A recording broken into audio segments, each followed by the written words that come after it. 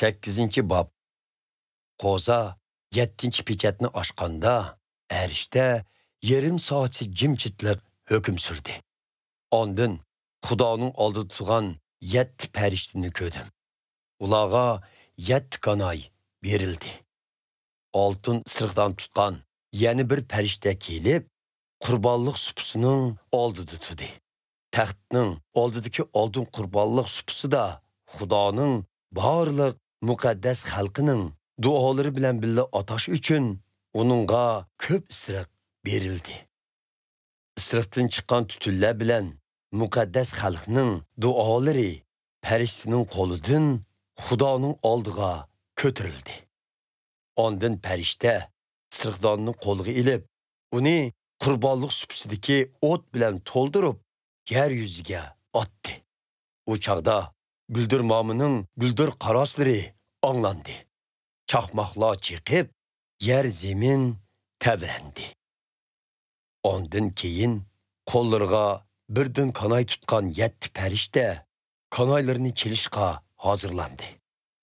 Birinchi farishta kanini chag'anda mo'ldir bilan o't qonga aralashgan holda yog'dirildi. Zeminning 3dan biri, dal daraxtlarning 3dan biri va butkul yeshil o't cho'plar ko'yib ketdi. İkinci farishta kanini chag'anda go'yo lavuldab ko'yayotgan cho'ng bir tog'dek g'oyat zo'r bir jism dengizga tashlandi. Dengizning 3dan biri qonga aylandi. Dengizdagi jonivorlarning 3dan biri o'ldi va kemilarning 3dan biri vayron bo'ldi. Uchinchi farishta kanini chag'anda osmondan mash'aldek yolqinlab yongan cho'ng bir yulduz daryolarning 3dan birining va buloqlarning ustiga tushdi.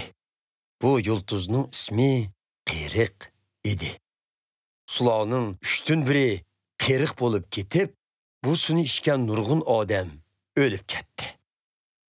4. farishta kanini chag'anda quyoshning, oyning va yulduzlarning 3dan biri zarbiga uchirdi.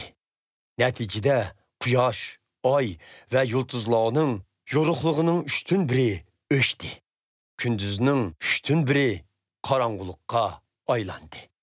Kechining 3dan birida yorug'lik yo'qoldi. Yana qarvidim, osmonning qarda uchib ketayotgan bir burkutning qattiq ovoz bilan boshqa 3 farishta chaladigan kanay ovozining dastidan yer yuzida yashaydiganlarning halig'i voy, halig'i voy, halig'i voy deganini angladim.